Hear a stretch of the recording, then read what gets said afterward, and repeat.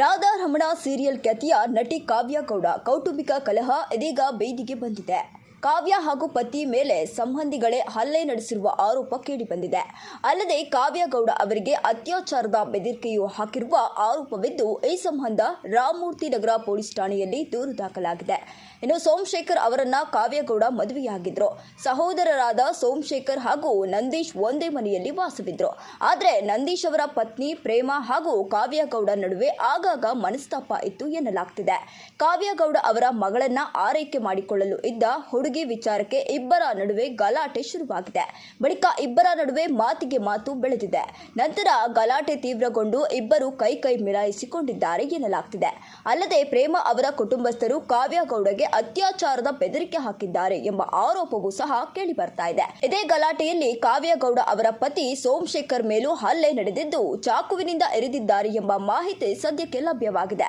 ಸದ್ಯ ಸೋಮಶೇಖರ್ ಆಸ್ಪತ್ರೆಯಲ್ಲಿ ಚಿಕಿತ್ಸೆ ಪಡೆಯುತ್ತಿದ್ದು, ಕಾವ್ಯಗೌಡ ಅವರ ಸಹೋದರಿ ಭವ್ಯಗೌಡ ಅವರು ಪ್ರೇಮ, ನಂದೀಶ್, ಪ್ರಿಯಾ, ರವಿಕುಮಾರ್ ಎಂಬುವವರ ಮೇಲೆ ರಾಮಮೂರ್ತಿ ನಗರ ಠಾಣೆಯಲ್ಲಿ ದೂರು ಕೊಟ್ಟಿದ್ದಾರೆ. ಮತ್ತೊಂದೆಡೆ ನೋಡೋದಾದ್ರೆ ಪ್ರೇಮ ಅವರ ಕುಟುಂಬ ಕೂಡ ಪ್ರತಿದೂರು ನೀಡಿದ್ದಾರೆ.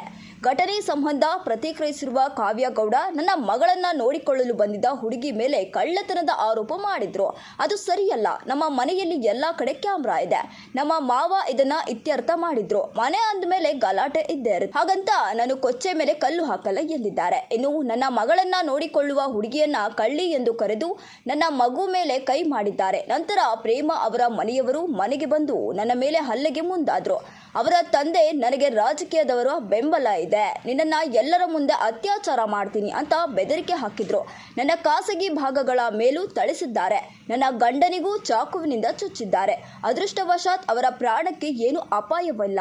ಹೀಗಾಗಿ ಅವರಿಗೆ ಕಾನೂನು ಪ್ರಕಾರವೇ ಶಿಕ್ಷೆ ಆಗಬೇಕು, ನನಗೆ ನ್ಯಾಯ ಸಿಗಬೇಕು ಎಂದು ಕಾವ್ಯಗೌಡ ಒತ್ತಾಯಿಸಿದ್ದಾರೆ. ಇನ್ನು ಈ ವಿಚಾರಕ್ಕೆ ಸಂಬಂಧಪಟ್ಟಂತೆ ನಿಮ್ಮ ಅನಿಸಿಕೆಯನ್ನು ಕಮೆಂಟ್ನಲ್ಲಿ ತಿಳಿಸಿ. ನೀವಿನ್ನೂ ಕೂಡ ನಮ್ಮ ಚಾನಲ್ ಅನ್ನು ಸಬ್ಸ್ಕ್ರೈಬ್ ಮಾಡಿಲ್ಲ ಅಂದರೆ ಈ ಕೂಡಲೇ ಸಬ್ಸ್ಕ್ರೈಬ್ ಮಾಡಿ.